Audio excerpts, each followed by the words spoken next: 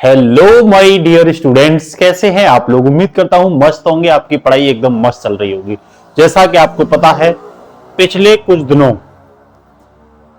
नौकरी पे के नोटिफिकेशन आ चुके हैं। बेटा अब सब लोग क्या हो जाइए, तैयार हो जाइए, कमर कस लो, क्योंकि अगर ये मौका चला गया तो जो समझ लो एक बार मौका जाने के बाद बड़ा मुश्किल से आने वाले समय में चीजें कवर हो पाती हैं। और ये जो नोटिफिकेशन है ना, ये दिमाग में डाल लो अपने में कि ये आपको वर्ष 2026 में क्या देंगे, एक सुनहरा अवसर देंगे और निश्चित रूप से आपको गवर्नमेंट जॉब देंगे। इसी को ध्यान में रखते हुए, जैसा कि आप लोग बोर्ड पर देख भी रहे होंगे, मैं जो है लेखपाल, Delhi police, SSC, UP triple SC, lower PCS, UP police constable के एग्जाम, इन सबको ध्यान में रखते हुए आपको ऑल ओवर क्लास कराने वाला हूं। बस इन क्लासों को आप कर लेना, निश्चित ही रूप से ये क्लास आपके लिए लाभकारी होने वाली है, क्योंकि मैं आपको जो पढ़ाने वाला हूं वो पिछली साल के आए हुए क्वेश्चन, क्योंकि निश्चित रूप से पेपर जो बनता है ना, उसका अपना एक तरीका होता है, उसका अपना एक पैटर्न होता है। बस आप उसको समझ गए, क्योंकि आपको बहुत ज्यादा नहीं पढ़ना, कम समय में कम कोर्स पढ़ के अच्छा सा क्या ले लेना है, सिलेक्शन ले लेना है, उसी को ध्यान में रखा गया है। तो टाइम वेस्ट नहीं करेंगे, मैं आपको टॉप 30 क्वेश्चन आज करा रहा हूं। निश्चित रूप से मैं उम्मीद करता हूं कि जो हम डिस्कशन करेंगे वो आपके लिए आने वाले एग्जाम में बहुत ही क्या होगा, उपयोगी होने वाला है। तो सब लोग पहले क्वेश्चन की ओर मूव करिए। अगर तुम्हें आता है तो साथ में आंसर दीजिए, नहीं तो पूरे फोकस के साथ पढ़िएगा। पहला क्वेश्चन आपके सामने जो मैं देने वाला हूं वो ये है कि भारतीय संविधान का कौन सा अनुच्छेद संवैधानिक उपचार के अधिकार से संबंधित है। ये ध्यान रखना, कौन सा अनुच्छेद है जो संवैधानिक उपचार से संबंधित है। तो सही मायने में इसका जो आंसर होगा वो आर्टिकल 32 होगा। और हमें डिस्कशन क्या करना है, हमें डिस्कशन ये करना है बेटा कि आखिरकार आर्टिकल 32 जो है इसमें क्या है। तो इसमें संवैधानिक उपचार की बात की गई है। मेरा कहने का मतलब आपसे यह है, यदि आपके मूल अधिकारों का उल्लंघन होता है तो आप निश्चित रूप से आर्टिकल 32 का सहारा लेकर के सुप्रीम कोर्ट में जा सकते हो। सुप्रीम कोर्ट जिसने भी आपके मूल अधिकारों का उल्लंघन किया है भैया, वो सुप्रीम कोर्ट सुनवाई के तहत उस पर कार्रवाई करेगा। आर्टिकल 226, ये दो आर्टिकल इतने इंपोर्टेंट है, ध्यान रखना। यही उल्लंघन के संदर्भ में अगर आप हाई कोर्ट में जाना चाहते हो तो निश्चित रूप से हाई कोर्ट में भी आपकी क्या की जाएगी, सुनवाई की जाएगी। ये ध्यान रख लेना। डॉक्टर बी आर अम्बेडकर ने, ध्यान रखना, डॉक्टर बी आर अम्बेडकर ने इसे संविधान की आत्मा, क्या संविधान की आत्मा और बेटा हृदय कहा था। इस चीज को याद रखना, क्यों कि फंडामेंटल राइट की, पूरे ऑल ओवर फंडामेंटल राइट की रखवाली ही कौन करता है, आर्टिकल 32 करता है। ये ध्यान रख लेना, ठीक है ना। फिर इसके संदर्भ में अगर मैं बात करूं तो इसमें 5 प्रकार की इसके तहत क्या डाली जाती है भैया, रिट दायर कर सकते हो। 5 प्रकार की रिट, क्या भैया, रिट दायर कर सकते हो। वो कौन कौन सी रिट हैं, तो भैया बंदी प्रत्यक्षीकरण, याद रख लेना, बंदी प्रत्यक्षीकरण। और कौन सी है भैया, तो अधिकार प्रेक्षा। कौन सी है, अधिकार प्रेक्षा, याद रख लेना ये सब, अधिकार प्रेक्षा। और कौन सी है भैया, परमादेश, परमादेश। और कौन सी है भैया, उत्प्रेषण, उत्प्रेषण। और कौन सी है भैया, और है दोस्तों प्रतिषेध। कौन सी, प्रतिषेध।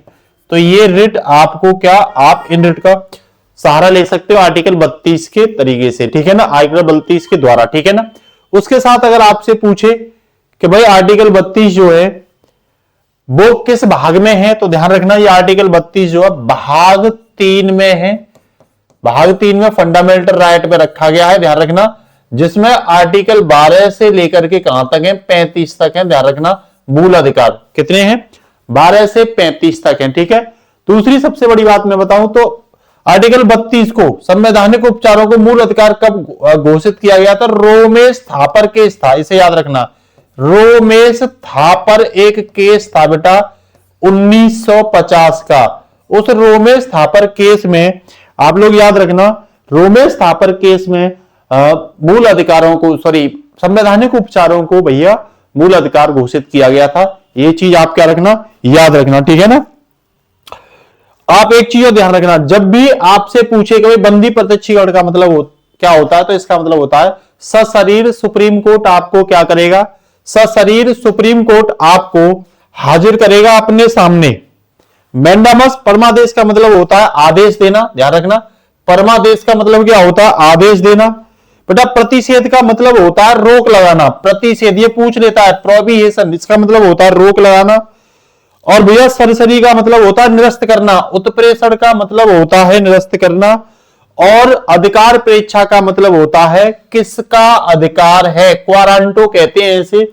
इसका मतलब होता है किसका अधिकार है। ये पीसीएस में भी पूछा गया इस तरीके से।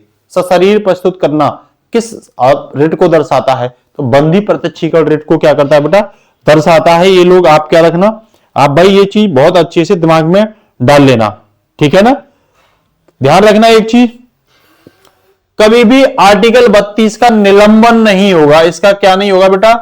आर्टिकल 32 का बेटा निलंबन नहीं होगा, निलंबन नहीं होगा। ये चीज दिमाग में डाल लो, ठीक है ना। और आप ध्यान रखना, एक केस था मेनका गांधी केस।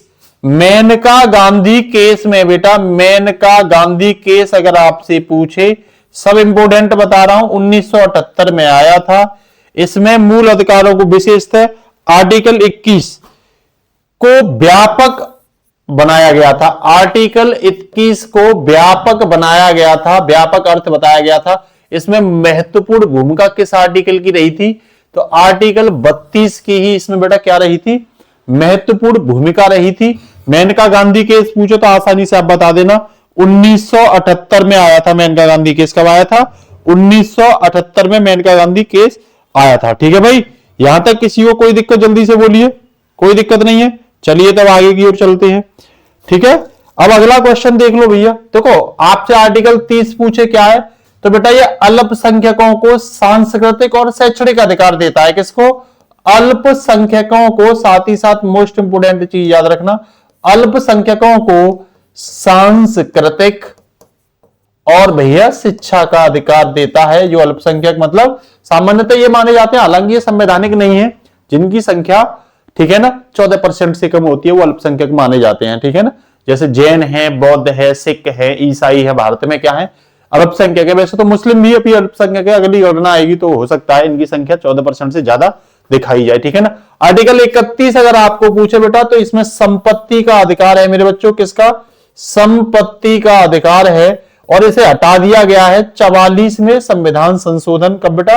44 में कॉन्स्टिट्यूशन अमेंडमेंट 1978 में। इसे भैया मूल अधिकार से हटा करके आर्टिकल 300 का, ध्यान रखना, आर्टिकल 300 का में इसे विधिक अधिकार, इस शब्द को याद रख लेना, विधिक अधिकार बना दिया गया है बच्चा, कानूनी अधिकार बना दिया गया है, लीगल राइट दे दिया गया है। इसे क्या दे दिया गया है? लीगल राइट दे दिया गया है। बताइए कोई दिक्कत किसी को? ये फैक्ट हर क्वेश्चन के आप लोग क्या रखोगे? याद रखोगे। कोई भी आपसे फैक्ट क्या नहीं होना चाहिए भाई? हटना नहीं चाहिए। अगला क्वेश्चन है, निम्न में से कौन सा मौलिक अधिकार केवल भारतीयों के लिए है? भैया केवल भारतीयों के लिए है। तो देखो ध्यान रखना आप लोग, मैं सीधा सीधा आपको हिट करा देता हूं। आर्टिकल देखो, आर्टिकल 15, 16, 19, आर्टिकल 15, 16 और 19 और 29 और 30, 29 और 30 बेटा ये केवल भारतीय नागरिकों के लिए हैं। इसके बाद में सभी भारतीय नागरिक और विदेशी दोनों को क्या है भैया? दोनों को मिलते हैं, ध्यान रखना, दोनों को मिलते हैं, ठीक है ना। पूछे आर्टिकल, तो इसमें पूछा कौन केवल भारतीय नागरिकों को प्राप्त होता है? तो भैया उस हिसाब से अगर आप देखोगे तो इसमें देखो संवैधानिक उपचार, शोषण के विरुद्ध, धार्मिक स्वतंत्रता, ठीक है ना। तो केवल भारतीय नागरिक को कौन सा हो जाएगा? आप लोग फटाफट से बताइए, बोलिए जल्दी से, ठीक है ना। बिल्कुल।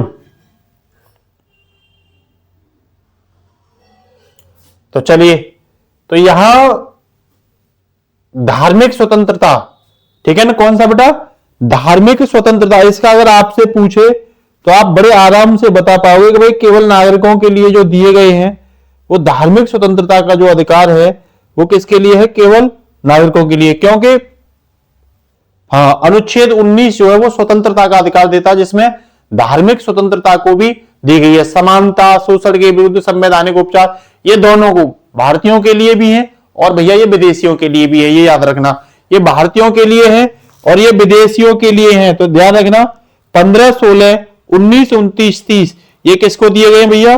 तो ये जो है विदेशी और भारतीय दोनों को दिए गए हैं, ठीक है ना। ये विदेशी और भारतीय दोनों को दिए गए हैं, ठीक है। बताइए कोई दिक्कत किसी को? अब अगले क्वेश्चन देखो, इसमें कुछ और पढ़ सकते हो चाहो तो आप लोग। तो देखिए इसके अलावा कौन से बचे? आर्टिकल 14, आर्टिकल 17, आर्टिकल 20, 21, 22, 23, 24, 25, 26, 27 और 31 और 32। ये आर्टिकल भैया याद रख लेना, दिमाग में डाल लेना।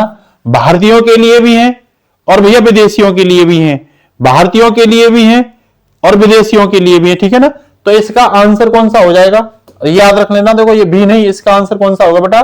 समानता का अधिकार इसका आंसर होगा।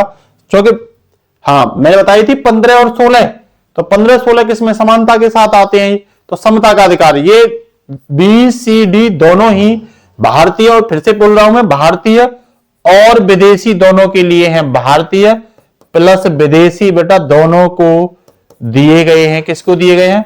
भारतीय और विदेशी दोनों के लिए दिए गए हैं, ठीक है ना। याद रखना इस चीज को। चलें भैया आगे की ओर।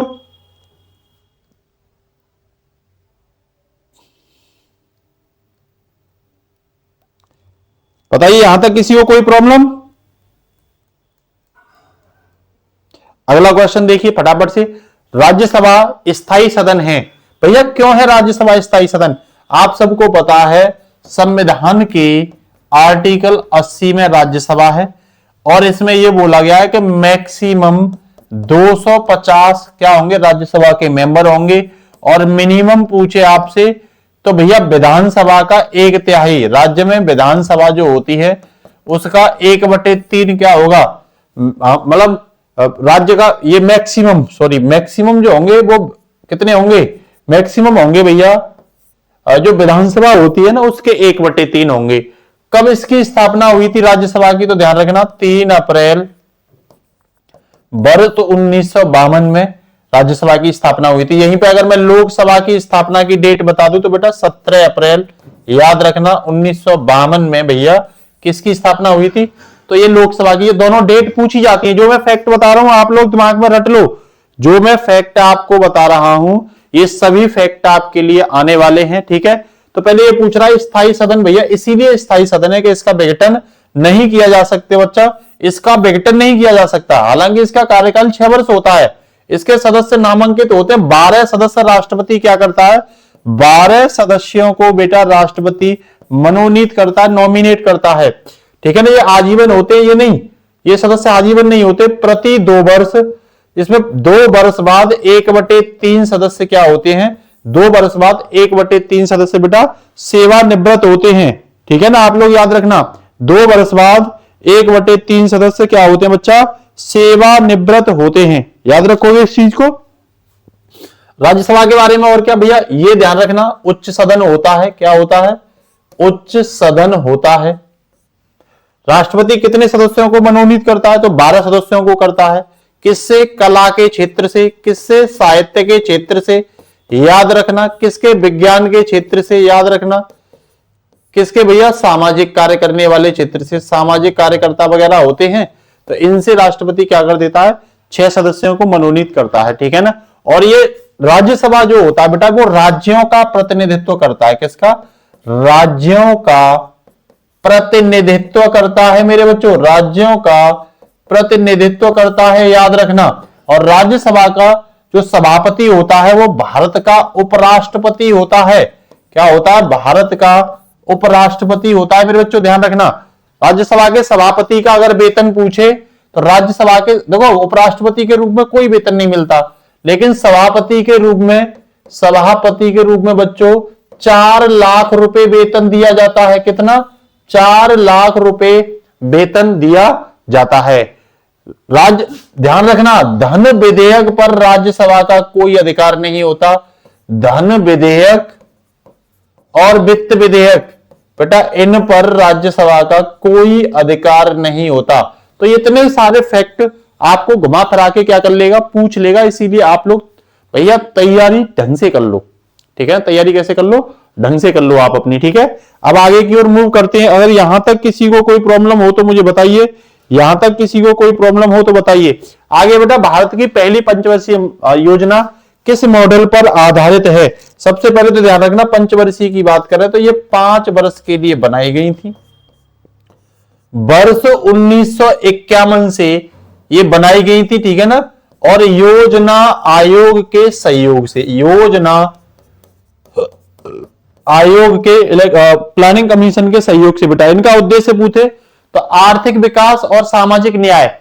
पंचवर्षीय योजनाओं का उद्देश्य पूछे ना तो बता दोगे आप, आर्थिक विकास, क्या उद्देश्य बेटा, आर्थिक विकास प्लस सामाजिक न्याय। क्या, प्लस सामाजिक न्याय, ये बेटा इनका उद्देश्य है, ठीक है ना।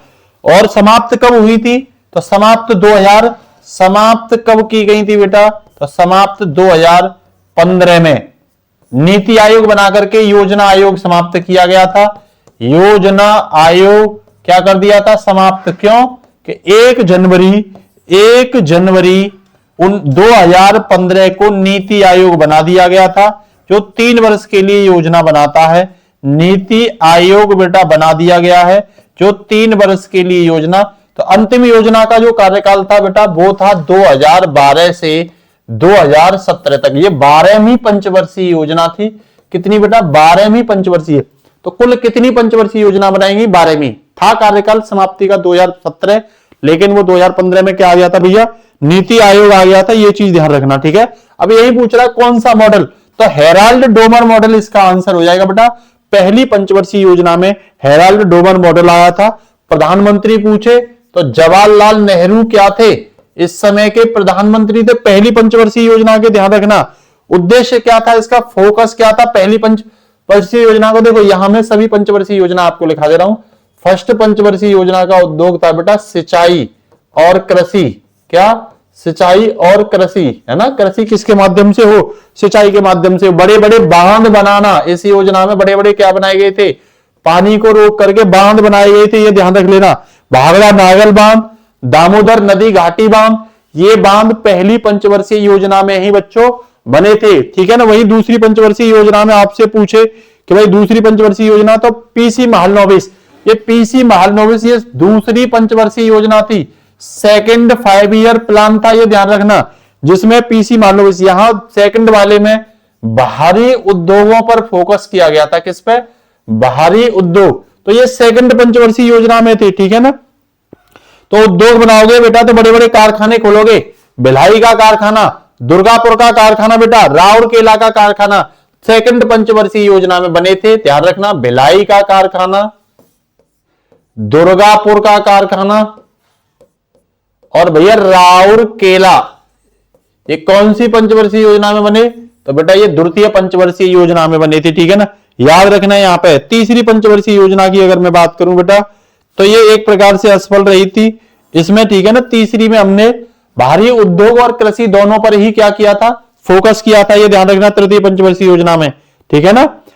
और उसके बाद 66 से 69 तक बेटा जो युद्ध रहा था, 66 से 69 तक, 1969 तक क्या रहा था बच्चा, योजना अवकाश रहा था। चतुर्थ पंचवर्षीय योजना में बैंकों का राष्ट्रीयकरण किया गया था, विकास और स्थिरता पर फोकस किया गया था। चौथी पंचवर्षीय योजना में, ठीक है ना, विकास और स्थिरता पर, यहां बैंकों का राष्ट्रीयकरण। पांचवी पंचवर्षीय योजना बहुत इंपोर्टेंट है, गरीबी हटाओ का नारा। गरीबी हटाओ का नारा किसने दिया, याद रखना इंदिरा गांधी ने दिया था। किसने दिया था, इंदिरा गांधी ने दिया था गरीब हटाओ का नारा, ठीक है ना, पांचवी पंचवर्षीय योजना में, ठीक है ना। यहीं पर रोलिंग प्लान आया था 1978 से।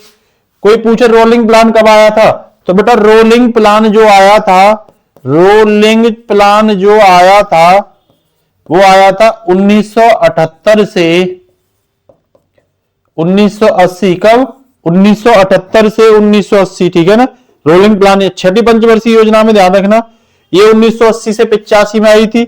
अब इससे ज्यादा और बताने की मुझे आवश्यकता है नहीं है। एलपीजी मॉडल पूछे कौन सी पंचवर्षीय योजना में आया था, तो एलपीजी मॉडल, ये जो क्वेश्चन पूछे जाएंगे वही बता रहा हूं भैया। ये 8वीं पंचवर्षीय योजना में आया था। कौन सी में? 8वीं पंचवर्षीय योजना में। लिबराइजेशन, प्राइवेटाइजेशन और ग्लोबलाइजेशन, वैश्वीकरण, निजीकरण और उदारीकरण, ये मॉडल भैया 8वीं पंचवर्षीय योजना में आया था। ठीक है ना, ध्यान रखना इस चीज को। लास्ट पंचवर्षीय योजना पूछे आपसे तो भैया 12वीं पंचवर्षीय योजना रही थी। इस चीज को आप क्या रखोगे, याद रखोगे। ठीक है ना, तो पहली पंचवर्षीय योजना में बेटा कृषि पर फोकस, दूसरी पंचवर्षीय योजना में भारी उद्योगों पर फोकस। ठीक है ना, और तीसरी पंचवर्षीय योजना, 5वीं में गरीब हटाओ का नारा, 8वीं में बेटा एलपीजी मॉडल और 12वीं थी अंतिम पंचवर्षीय योजना। ठीक है ना, याद रखोगे। अगला क्वेश्चन है लोक लेखा का संबंध किससे है। क्वेश्चन ऐसे ही डील नहीं होंगे, तो पहले तो ध्यान रखना आर्टिकल, संविधान का आर्टिकल 266 क्लॉज 2, इसे याद रखोगे। ये क्या, क्यों याद रखोगे? इसमें 3 निधियों की बात की गई है। ठीक है ना, 66 में तो एक तो संचित निधि की बात की गई है, संचित निधि, एक लोक लेखा की बात की गई है बेटा, किसकी? लोक लेखा की बात की गई है, और एक आकस्मिक निधि, आकस्मिक निधि। ठीक है ना, 267, इसकी भी याद रखना 267। ठीक है ना, तो ये निधि की याद रखना। इसी में एक लोक लेखा निधि आपको दी गई है। ठीक है ना, लोक लेखा निधि में पूछा क्या क्या चीजें शामिल होती हैं, ये पूछ लेगा शामिल क्या होती है लोक लेखा में। शामिल पूछे कि भाई क्या क्या चीज शामिल होती है, तो एक नहीं कई सारी चीजें होती हैं, आप याद रखना। तो भविष्य निधि इसमें शामिल होती है, भविष्य निधि क्या होती है बेटा? भविष्य निधि इसमें शामिल होती है बच्चों। और राष्ट्रीय बचत, राष्ट्रीय बचत प्रमाण पत्र जो होते हैं वो इसमें शामिल होते हैं, जिन्हें एनएससी कहते हैं। पीपीएफ इसमें शामिल होता है बेटा, इसे कहते हैं भविष्य, लोक भविष्य निधि। डाक बचत जमाएं शामिल होती हैं, डाक बचत जमाएं क्या होती है बेटा? जितनी भी डाक बचत जमाएं होती हैं ये भी इसमें क्या होती हैं बच्चों? शामिल होती हैं। ठीक है ना, फटाफट से कर लो, देखो एक एक क्वेश्चन आपको पूछा जाएगा। छोटी सी क्लास में आपको बम्पर और इंफॉर्मेशन दूंगा, आप लोगों बस याद कर लेना। ठीक है ना, सरकारी जमा और अग्रिम, सरकारी जो जमा होती है बेटा और अग्रिम, ये भी इसमें शामिल होती है लोक लेखा में। और क्या होती है? न्यायालय द्वारा जमा, न्यायालय द्वारा जमा, ये लोक लेखा में शामिल होती हैं। ठीक है ना, दूसरी बात कैग द्वारा इसकी लेखा परीक्षा की जाती है। लोक लेखा की पूछे लेखा परीक्षा किसके द्वारा की जाती है, तो इसकी लेखा परीक्षा कैग CAG द्वारा की जाती है, नियंत्रण महालेखा परीक्षक द्वारा की जाती है। आप लोग ध्यान रखना। ठीक है ना, एकदम क्लियर हो गया। तो फिर आपसे पूछे इसमें कौन शामिल है, तो भैया इसमें, ठीक है ना, अब इसने पूछा है लोक लेखा का कर से संबंध है या ऋण से संबंध है, जमा एवं अग्रिम। तो देखो जमा एवं अग्रिम यहां पे आ गई, तो इसका आंसर क्या हो जाएगा बेटा? सी इसका आंसर हो जाएगा। ठीक है ना, सरकार की देनदारी, जमा। और ध्यान रखना इसमें संसद की अनुमति की आवश्यकता नहीं पड़ती है, ये ध्यान रखना, इसमें संसद की, हाँ बिल्कुल। चले भैया, अब आगे ध्यान दो। जलवायु परिवर्तन के लिए सर्वाधिक उत्तरदायी गैस कौन सी है, तो इसका आंसर तो हो जाएगा बेटा कार्बन डाइऑक्साइड गैस। कौन सी है? कार्बन डाइऑक्साइड गैस सबसे ज्यादा उत्तरदायी है। जल्दी बोलिए, कार्बन डाइऑक्साइड जो गैस है वो क्या है? सबसे ज्यादा उत्तरदायी है इसके लिए। ठीक है भाई, चलो तो आगे चलते हैं इसमें। फिर भैया ये कार्बन डाइऑक्साइड किसमें, तो देखो GHG गैस होती है, ग्रीन हाउस गैस, ये शामिल होती हैं। ये जलवायु परिवर्तन गर्म करती हैं जलवायु को। इसमें कौन कौन शामिल होता है ये भी पूछ लेगा तुमसे, कौन कौन गैस जो है वो कौन सी होती है, ग्रीन हाउस गैसें होती हैं। ठीक है ना, कार्बन डाइऑक्साइड की अगर मैं बात करूं बेटा, तो ये सबसे अधिक मात्रा में वायुमंडल में पाई जाती है। वायुमंडल में पूछे तो सबसे अधिक मात्रा में पाई जाती है। सूर्य की ऊष्मा के कह रहा ये जो विकिरण होता है ना, उस पर भी क्या डालती है? प्रभाव डालती है, वैश्विक तापमान को बढ़ाती है। ग्लोबल वार्मिंग के लिए क्या है ये ग्लोबल वार्मिंग के लिए भी जिम्मेदार है। ठीक है, CFC भी इसमें जिम्मेदार है। CFC क्लोरोफ्लोरोकार्बन कहते हैं CFC को। ठीक है ना, तो इससे संबंधित कुछ अगर आपसे समझौते पूछे तो आप याद रखना, पहला है UNFCCC का United nation framework of convention of climate change, ये 1992 में हुआ था। कब हुआ था बेटा? 1992 में। संयुक्त राष्ट्र जलवायु परिवर्तन फ्रेमवर्क कन्वेंशन, ये 1992 में हुआ था। एक क्योटो प्रोटोकॉल है, इससे संबंधित क्योटो प्रोटोकॉल, ये पूछी जाती है कब आई थी? तो भैया 1997 में क्योटो प्रोटोकॉल आई थी। पेरिस समझौता इससे संबंधित है, जलवायु परिवर्तन से। पेरिस समझौता सब कर लेना तैयार, ये 2015 में आया था।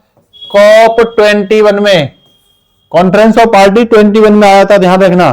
पेरिस समझौता में ही देखो भारत ने अपना नेट कार्बन जीरो लक्ष्य 2070 रखा है, ये ध्यान रखना। नेट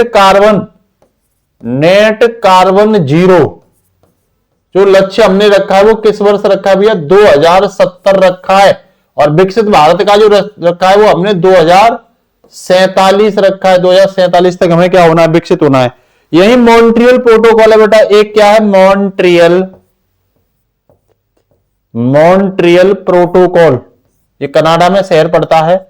मॉन्ट्रियल प्रोटोकॉल भी जलवायु परिवर्तन से संबंधित है और ये 1987 में आई थी मॉन्ट्रियल प्रोटोकॉल, ठीक है ना। ये ओजोन के संरक्षण से संबंधित है, कई बार एग्जाम में पूछा गया है। तो सबसे ज्यादा जिम्मेदार गैस कौन सी, अगर पूछा जाए तुमसे तो सीधा सीधा जवाब देना कि भाई सबसे ज्यादा कार्बन डाइऑक्साइड जो गैस है ये सबसे ज्यादा जिम्मेदार है, ठीक है ना, कार्बन डाइऑक्साइड गैस। ठीक है, और कौन कौन सी ये मैंने आपको बता दी। कई जगह O3 को भी देखने को मिलता है, ठीक है। अब आगे चलते हैं। अब अगला क्वेश्चन है, भूकंप की तीव्रता मापी जाती है तो किस पैमाने में? ध्यान रखना, तीव्रता जो मापी जाती है वो मार्केली में नापी जाती है। और रिएक्टर एक होता है रिएक्टर पैमाना, कौन सा? रिएक्टर पैमाना बेटा ये परमाणु को, भूकंप के परमाणु को मापता है। और तीव्रता को कौन मापता है? तो मार्केली पैमाना जो है वो भूकंप की तीव्रता को मापता है। और इसमें पैमाने में 1 से लेकर 12 तक अंकीय मान दे रखे हैं, है ना। 12 वाला खतरनाक होगा और 1 वाला कम खतरनाक होगा, ध्यान रख लेना, ठीक है ना। मार्केली पैमाना याद रखोगे इस चीज को। चलिए अगला क्वेश्चन देखते हैं बेटा। तो मार्केली इसका क्या हो जाएगा? आंसर हो जाएगा भारत छोड़ो आंदोलन से संबंधित कुछ फैक्ट। तो भैया भारत छोड़ो आंदोलन की घोषणा कब की गई थी भैया? इसे अगस्त क्रांति के नाम से जानते हैं। तो 8 अगस्त 1942 को, ध्यान रखना। किसने घोषणा कहां से की थी? तो ग्वालियर टैंक से।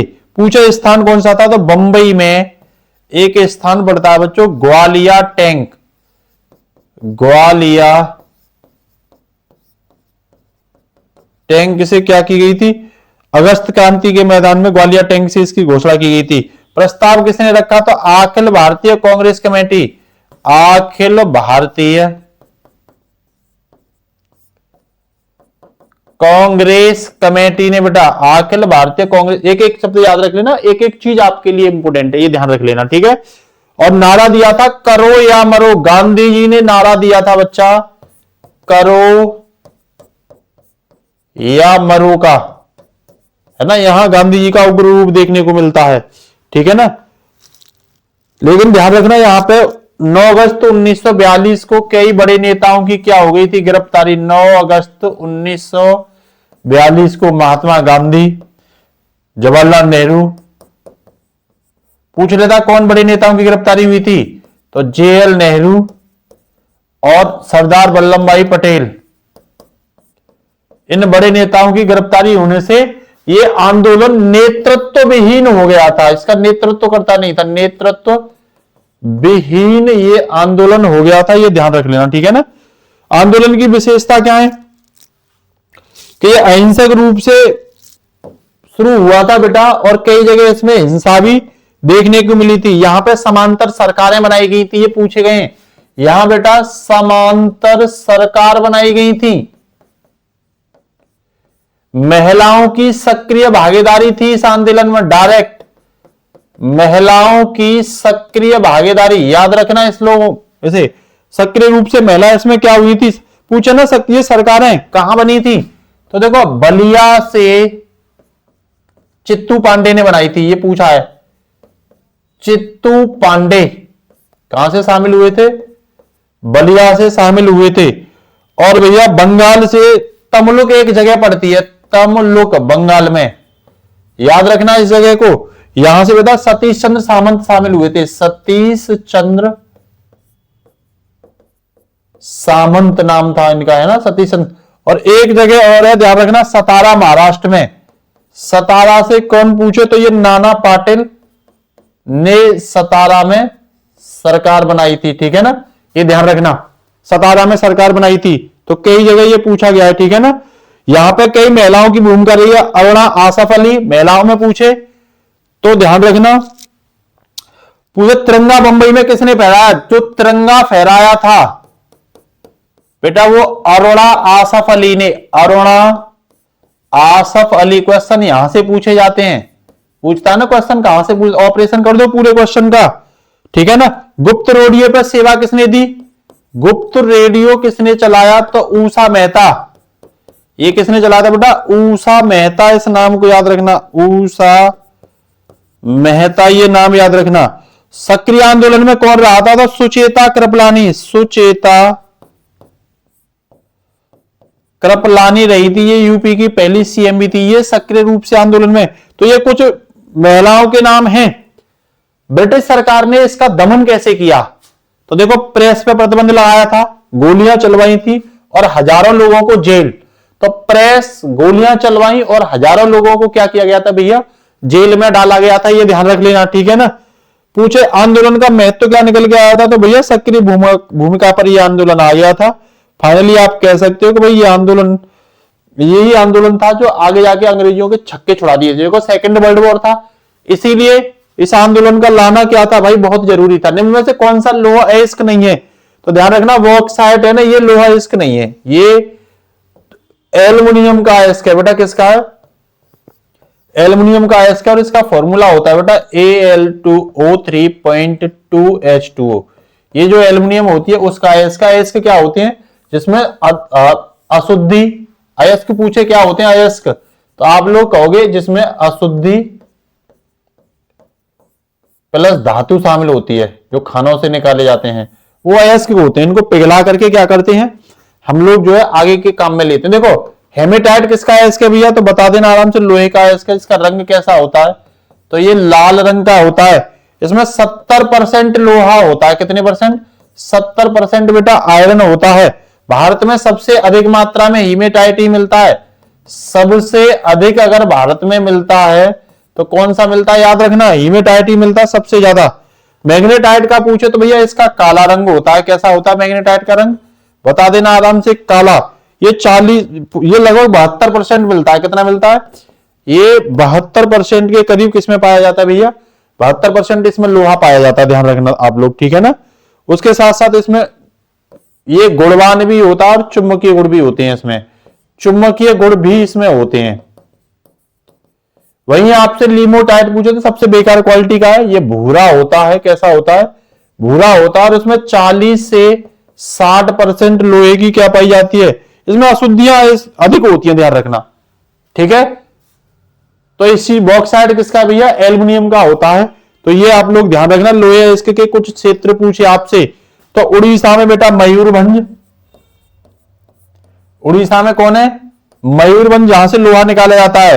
कोओन जहार भी है, कोओन जहार, यहां से लोहा की खाने हैं, ये ध्यान रखना। झारखंड में अगर पूछे तुमसे, ये तो उड़ीसा हो गया। और झारखंड में आपसे पूछे तो सिंह भूमि, कौन सी? सिंह भूमि जो माइंस है, ये लोहे के लिए प्रमुख है। छत्तीसगढ़ में दुर्ग है, बॉम्बडीला है, ठीक है ना, बेलाडीला। छत्तीसगढ़ में पूछे तो भैया दुर्ग और बेलाडीला, बेलाडीला ये याद रखना। कर्नाटक में बेलारी, बेल्लारी कहां पे है बेटा? तो ये कर्नाटक में लोहे की मांस है। दुनिया में अगर पूछे तो ऑस्ट्रेलिया, ब्राजील, चीन, यहां पे बड़े पैमाने में बच्चों क्या मिलता है? लोहा मिलता है। इसका उपयोग किसमें करते हैं? तो इस्पात बनाने में, मशीनरी बनाने में, रेलवे बनाने में और अन्य निर्माण उद्योगों में भी ये पाया जाता है। तो भारत में हेमेटाइट सबसे ज्यादा मिलता है। इस चीज को आप लोग क्या रखना? याद रखना। राष्ट्रीय आय का सर्वोत्तम मानक कौन सा है? आपसे पूछा ना राष्ट्रीय आय का प्रमुख मानक कौन सा है ना, तो आप क्या बताओगे, जीडीपी, जीएनपी, एनएनपी या प्रति व्यक्ति आय? जल्दी से बताइए मुझे, आपका आंसर क्या होगा राष्ट्रीय आय के लिए? बेटा आपका आंसर क्या होगा, जल्दी से बताइए मुझे।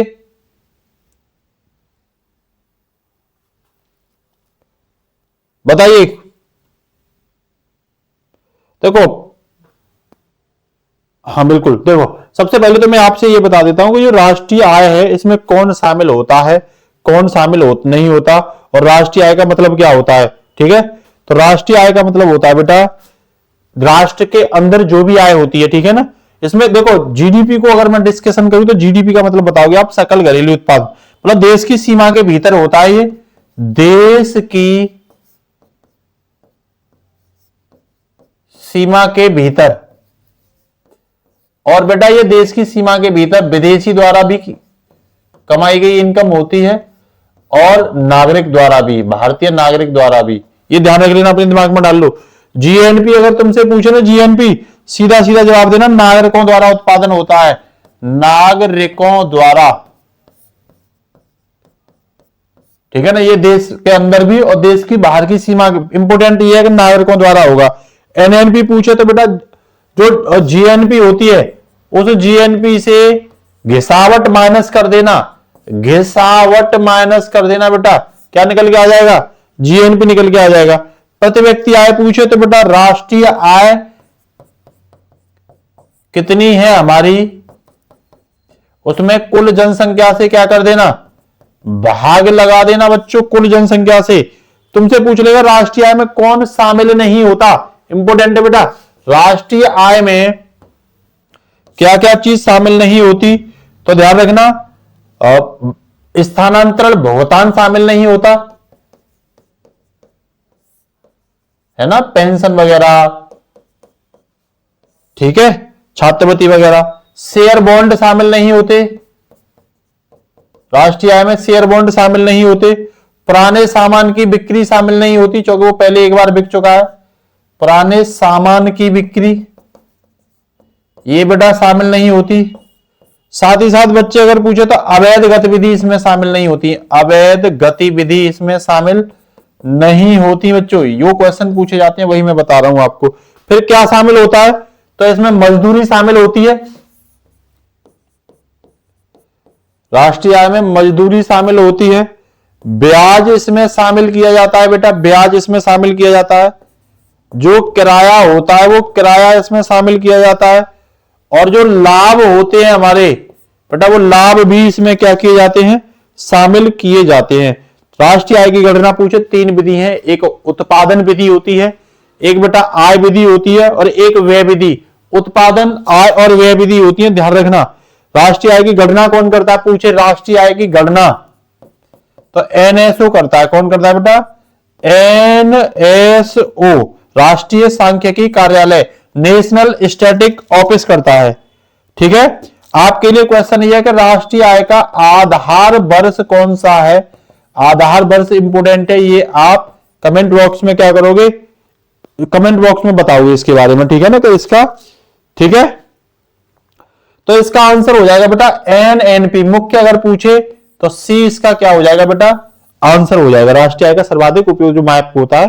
ठीक है, अगला क्वेश्चन देखिए, भारत का सूर्य अध्ययन मिशन कौन सा है, तो बेटा इसका आंसर आदित्य L1 है। कौन सा है, ये आदित्य L1 है। ठीक है ना, यहां L1 से मतलब होता है लॉरेंज पॉइंट। क्या होता है, लॉरेंज पॉइंट। ये सूर्य की बाहरी परत और अंतरिक्ष मौसम की जानकारी देगा, सूर्य की बाहरी परत और बेटा अंतरिक्ष के मौसम की जानकारी, अंतरिक्ष मौसम की जानकारी, मौसम की जानकारी देगा, ये याद रखना। ठीक है, दूसरी सबसे बड़ी बात, पहला सूर्य सोलर मिशन है, भारत का पहला सोलर मिशन है। सब इंपोर्टेंट फैक्ट याद रख लेना आप लोग, ठीक है ना। ये 2 सितंबर बेटा, 2 सितंबर 2023 को क्या किया गया था, लॉन्च किया गया था। ठीक है, कहां से, तो हरिकोटा से, श्री हरिकोटा से बच्चा इसे लॉन्च किया गया था। ठीक है, किसका अध्ययन करेगा, तो सन के अध्ययन, सन के कोरोना पाइट, कोरोना पार्ट का ये क्या करेगा, अध्ययन करेगा, ठीक है ना। सन के कोरोना, पृथ्वी से अगर सूर्य की दूरी पूछे तो लगभग 15 लाख, कितनी बेटा, लगभग 15 लाख बेटा क्या है, किलोमीटर है, ठीक है ना। मिशन का उद्देश्य यही है, सूर्य के कोरोना पार्ट का अध्ययन करेगा। दूसरा सबसे बड़ा सौर ज्वालाओं का, फिर अंतरिक्ष मौसम की जानकारी भी ये बताएगा, ठीक है ना। आगे चलिए भैया, तो पूछ लेगा किससे लॉन्च किया गया है, तो भैया PSLV C57 से, इसे भी याद रखना, ये PSLV C57 से क्या किया गया, ये लॉन्च व्हीकल है, पोलर सैटेलाइट लॉन्च व्हीकल है ये हमारा, ठीक है। हाल में कौन सा लॉन्च व्हीकल फेल हुआ था, तो PSLV C62 फेल हुआ था, ठीक है ना, अभी जो है कुछ दिन पहले, ठीक है। आगे चलिए, भारत के मुख्य चुनाव आयुक्त के बारे में देखिए भैया, मुख्य चुनाव आयुक्त, तो आर्टिकल, पूर्व पूछित निर्वाचन आयोग कौन से आर्टिकल में है, तो बताओगे ये आर्टिकल 324 में है, ठीक है ना, इंपोर्टेंट बात है ये, ठीक है भैया। उसके बाद मुख्य चुनाव आयुक्त के बारे में अगर आपसे पूछे तो ये संवैधानिक निकाय है, क्या है, एक संवैधानिक निकाय है, क्या है, एक संवैधानिक निकाय है भैया मुख्य चुनाव आयुक्त, ठीक है। आगे पूछे तो भैया एक तो मुख्य चुनाव आयुक्त होता है और दो अन्य चुनाव आयुक्त होते हैं। एक मुख्य चुनाव आयुक्त होता है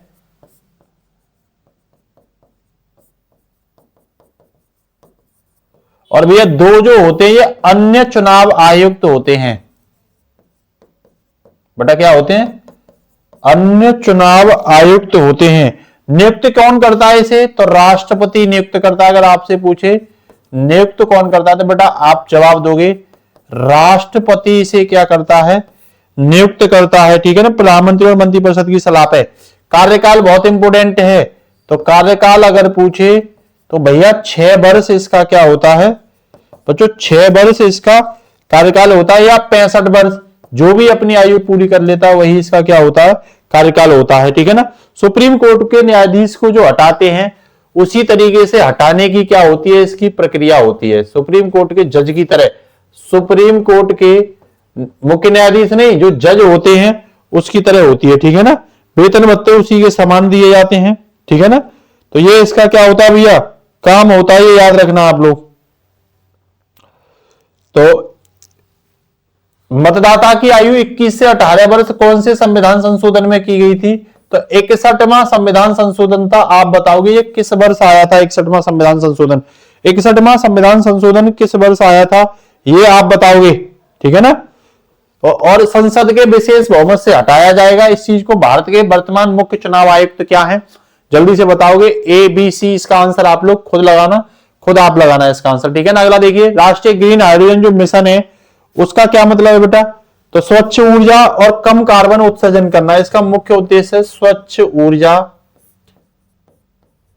और भैया कम कार्बन उत्सर्जन, कम कार्बन का क्या करना बेटा, उत्सर्जन करना, ये इसका उद्देश्य है। आपसे पूछे लॉन्च वर्ष कब है, तो 2023 में इसे लॉन्च किया गया था। और लक्ष्य वर्ष किस क्या है इसका, तो भैया ये 2030 है, याद रखना। लक्ष्य वर्ष क्या है, 2030, किस मंत्रालय द्वारा, तो भैया यही इसमें आंसर पूछा गया है। तो ये नवीन एवं नवीनीकरण ऊर्जा मंत्रालय द्वारा बेटा ये क्या किया गया था, लॉन्च। हमने 2030 तक क्या लक्ष्य रखा है, तो हमने 2030 तक जो लक्ष्य रखा है बेटा, ये 50 लाख टन ग्रीन हाइड्रोजन उत्पादन करेंगे हम, 50 लाख टन ग्रीन हाइड्रोजन का क्या करेंगे, उत्पादन करेंगे और आत्मनिर्भरता हासिल करेंगे, ये ध्यान रख लेना आप लोग, ठीक है ना। चलिए आगे देखते हैं अगला क्या कह रहा है। अगला कह रहा है बेटा, इसकी नोडल एजेंसी भी ध्यान रखना, MNRI है। भारत का पहला सेमीकंडक्टर प्लांट किस राज्य में है, भारत का पहला सेमीकंडक्टर प्लांट अगर आपसे पूछे किस राज्य में है, तो भैया इसका जवाब आप लोग दोगे गुजरात में। कहां पे है, गुजरात में है, इसका आंसर क्या हो जाएगा, गुजरात। स्थान पूछे तो धौलेरा, धौलेरा एडजेक्ट अगर स्थान पूछे तो भैया धौलेरा है ना, सारद वाला जो क्षेत्र है ना, सारद क्षेत्र में पड़ता है धौलेरा, तो इस जगह को आप याद रखोगे, ठीक है ना। किस कंपनी के, तो टाटा इलेक्ट्रॉनिक्स के सहयोग से ये बनाया जा रहा है, कुछ विदेशी भागीदार हैं, टाटा इलेक्ट्रॉनिक्स है, तो इसके सहयोग से बनाया जा रहा, ठीक है ना। लॉन्च वर्ष पूछे तो 2021 बेटा इसका लॉन्च वर्ष है। उद्देश्य इलेक्ट्रॉनिक्स एवं आईटी मंत्रालय इसका क्या है, नोडल एजेंसी। इलेक्ट्रॉनिक्स एवं आईटी मंत्रालय बेटा इसकी नोडल एजेंसी है, ठीक है ना। इसके साथ ही अगला देखिए G20 शिखर सम्मेलन 2020 की 2024 है, कौन सा बेटा 2024 की अध्यक्षता कौन कर रहा है, तो सीधा सीधा आपका जवाब होना चाहिए 24 वाले की जो अध्यक्षता कर रहा है बेटा वो ब्राजील कर रहा है, ठीक है ना, ब्राजील। 23 वाले की अध्यक्षता किसने करी थी, तो भारत ने 2023 वाले G20 शिखर सम्मेलन की क्या की थी, अध्यक्षता की थी, ठीक है ना। कौन से की, G20 शिखर सम्मेलन की अध्यक्षता 2023 वाले की भारत ने, नई दिल्ली में हुआ था। ये कहां पे हुआ था भैया, तो ये न्यू दिल्ली में हुआ था। 20 बड़ी अर्थव्यवस्था हैं, लगभग विश्व की 85% जीडीपी का ये क्या करता है, जीडीपी का ये प्रतिनिधित्व करता है, ठीक है।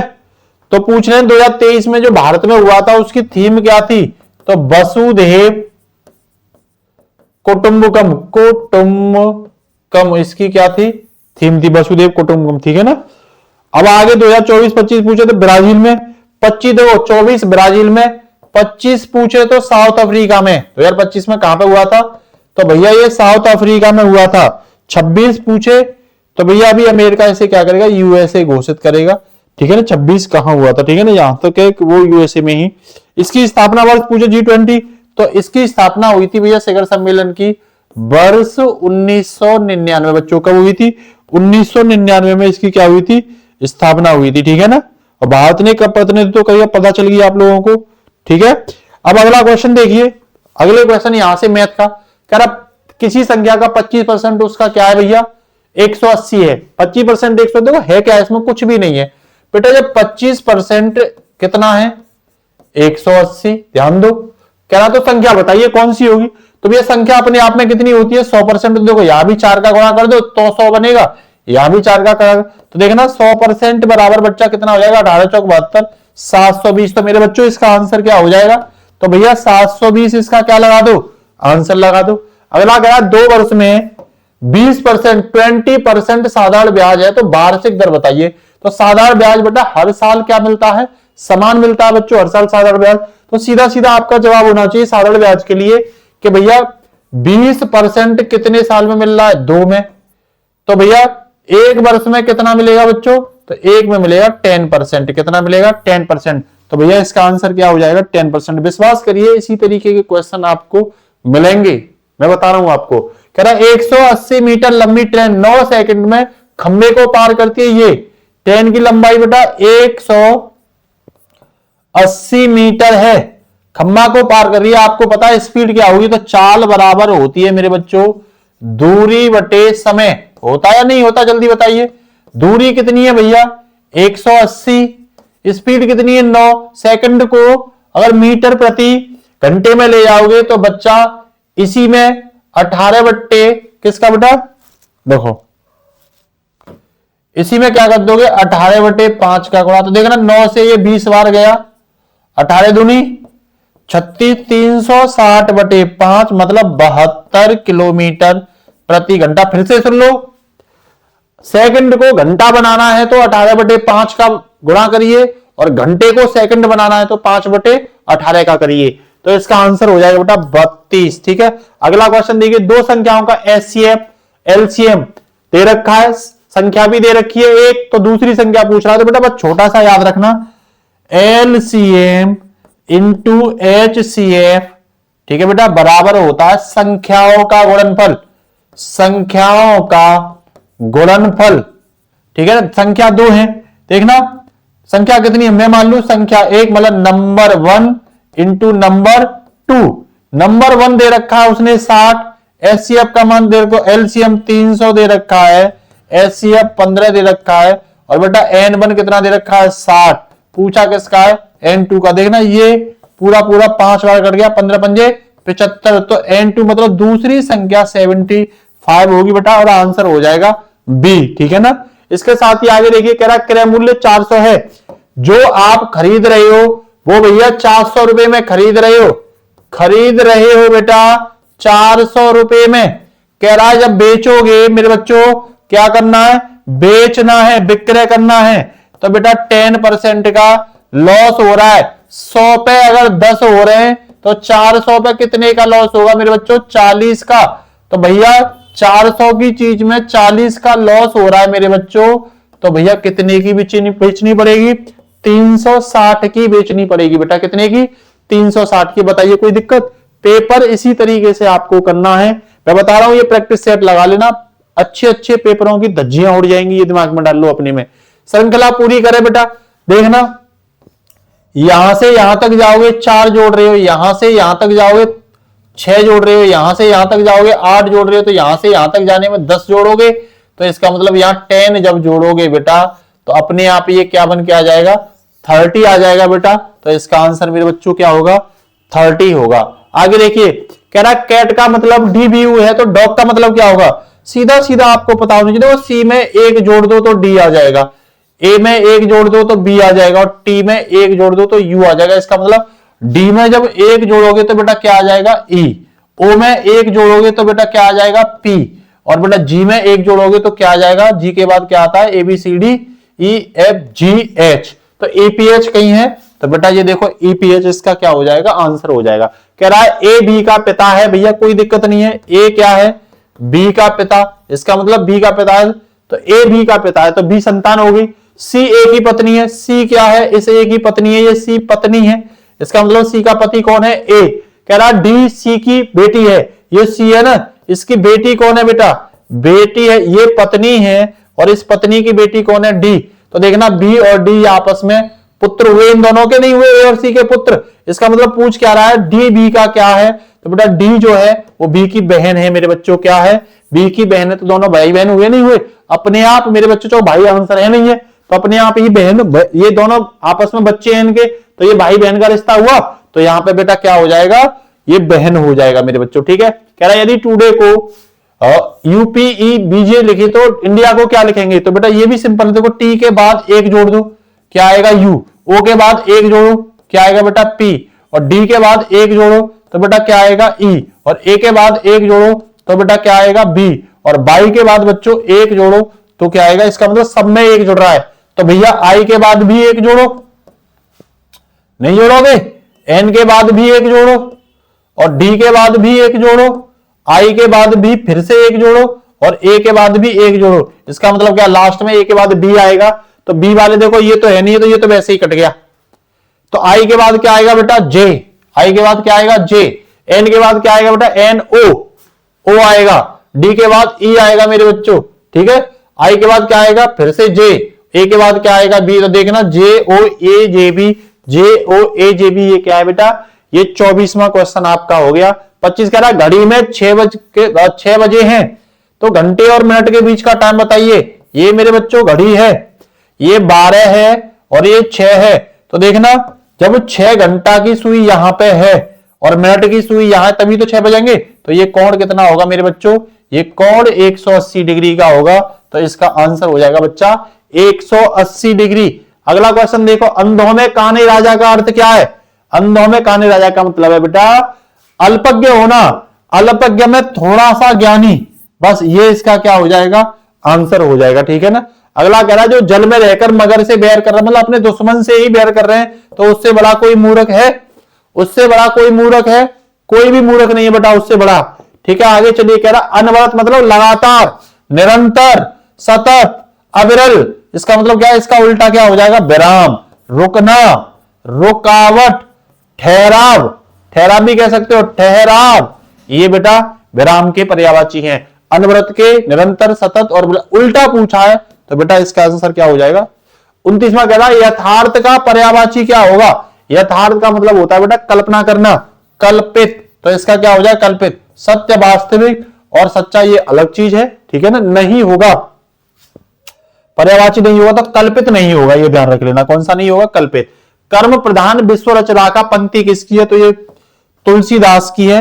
रामचरित मानस में ये क्या की गई थी, रामचरित मानस में, ठीक है ना। तो आप तुलसीदास की कुछ और रचनाएं क्या करोगे, कमेंट में करोगे। आज के लिए इतना ही। कैसा लगा आपको जरूर बताना। मैं गारंटी दे रहा हूं आपको केवल ये 30 क्वेश्चन नहीं है, ये कितना कुछ सिखाएंगे आपको अनुमान नहीं होगा। लगातार आप लगाते रहना। उम्मीद कर रहा हूं अच्छा लगे तो आप कमेंट जरूर करना। नमस्कार, जय हिंद, गुड नाइट बच्चों, take care, all the best.